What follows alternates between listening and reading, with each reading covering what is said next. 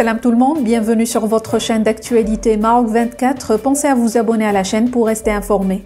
Aujourd'hui, lundi 26 décembre 2022, on a choisi de vous parler du budget de la défense américaine qui vient de passer sans surprise pour le Maroc. La question du Sahara marocain a remporté une nouvelle victoire car le budget de la défense américaine pour l'année fiscale 2023 n'inclut aucune restriction au renforcement de la coopération militaire maroco-américaine.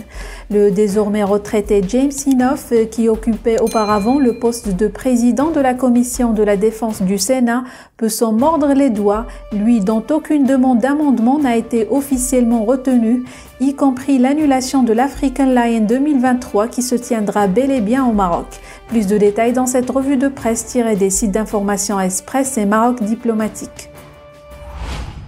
Le président américain Joe Biden a paraphé le vendredi 25 décembre la loi sur l'autorisation de la défense nationale, NDAA, pour l'année fiscale 2023. Une loi qui s'avère rassurante pour le Maroc sans aucune restriction sur les exercices militaires conjoints. Fruit d'un accord bipartisan et d'une entente scellée entre républicains et démocrates, le nouveau budget de la défense américaine est passé cette année pour le Maroc, en dépit des diverses pressions du sénateur républicain, James Inhofe. Chaque année, le budget de la défense qui est mis à la disposition du Pentagone identifie les menaces à la sécurité nationale des États-Unis, ainsi que les questions et les problèmes de coopération étrangère avec ses alliés dans le monde, dans le cadre de sa politique étrangère, en particulier dans les domaines militaires et volets sécurité. C'est ce que Rabat avait réussi à consolider avec Washington après la décision du président Donald Trump de reconnaître la souveraineté marocaine sur son Sahara, il y a de cela 2 ans.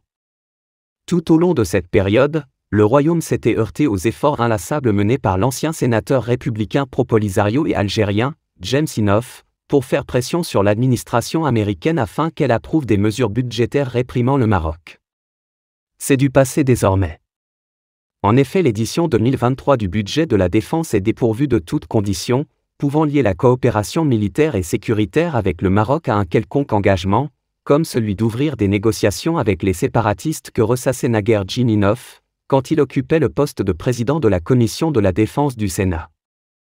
La loi américaine sur le budget de la défense n'a pas non plus retenu de déplacer la prochaine édition des exercices militaires African Lion, loin du Maroc. Par ailleurs, on sait aussi la campagne que menait James Inhofe avec des lobbies anti-marocains, afin de pousser le président Biden à reculer devant la décision de son prédécesseur républicain, Donald Trump du 10 décembre 2020.